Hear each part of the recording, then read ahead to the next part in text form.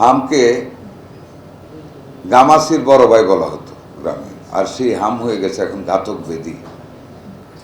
মেয়েদের প্রেগনেন্সিতে during the time of pregnancy 4টা স্টেজে মেয়েদের পরীক্ষা করতে হয়। 2টা স্টেজ পর্যন্ত কথা শুনে, 2টা স্টেজের পরে দালাল লাগে পিছনে, বিভিন্ন ভয়ভীতি দেখা ডাক্তারদের যে আপনার এই প্রবলেম, ওই প্রবলেম, ফ্যাটার লাইনের প্রবলেম, ন্যারো প্যাসেজ, অপারেশন না করে মারা যাবে। আর স্বামীকে কী বলে, বাচ্চা চান না বউ চান, একজন কিন্তু মারা যাবে যদি না করে। ওই স্টেজে একজন হাজব্যান্ড বা একজন wife they don't want to take any risk. কারণ আমি একটা কথা বলি যে the doctors are next to God. আল্লাহর পরে ডাক্তাররাই মানুষের সবচেয়ে বড় অভিভাবক, কিন্তু সেই জায়গাটি আমাদের ঘাটতি আছে। সেই এথিক্সটাকে ইমপ্লিমেন্ট করতে, বাস্তবায়িত করে আমাদের মানসিকতার অভাব রয়েছে করতে, ভয় দেখায় দেয়, ম্যাক্সিমাম সিজার করে ফেলে। সিজারিয়ানের কি প্রবলেমটা এবার আমি মিজেলসে হারে হারে টের পাচ্ছি। বিভিন্ন ডাক্তারদের সাথে আলাপ করে, ইউনিসেফ, ইউএইচএপিও তাদের সাথে আলাপ করে, এবং ওয়ার্ল্ড হেলথ অর্গানাইজেশন। আমার কোনো অভিজ্ঞতা নেই, বাট ওরা বলেছে সিজারিয়ান হলে বেবিকে মায়ের শাল দুধ দেওয়া হয় না। কি কারণে আমি জানি না, বাট শাল দুধ is the highest stock of protein for the growth of A baby. মায়ের ওটা দেওয়া হয় না।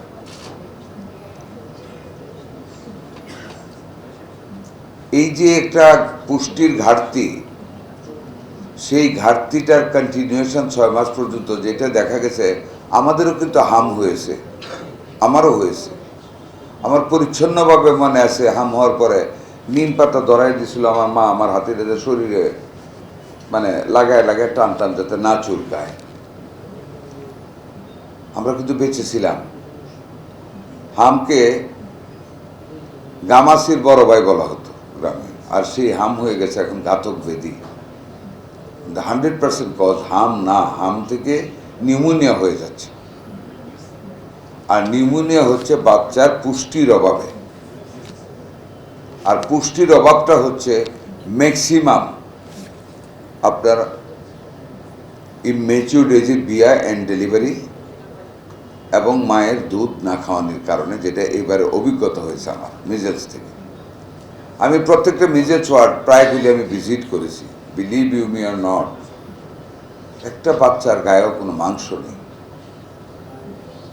মাগুলি গায়ে ময়লা, কোনো প্রোটিন মায়েদের গায়ে নাই, শরীরে নেই।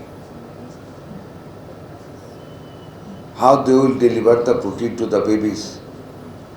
কি ব্রেস্ট ফিডিং করাবে, কোত্থেকে দুধ হবে? ওদের গায়ে কিছুই নেই, প্রোটিন নেই।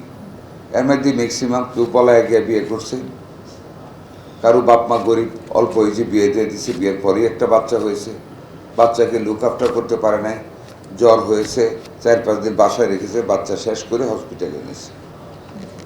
এর মধ্যে লাংস চুপসা গেছে, অক্সিজেন ধারণ করতে পারে না।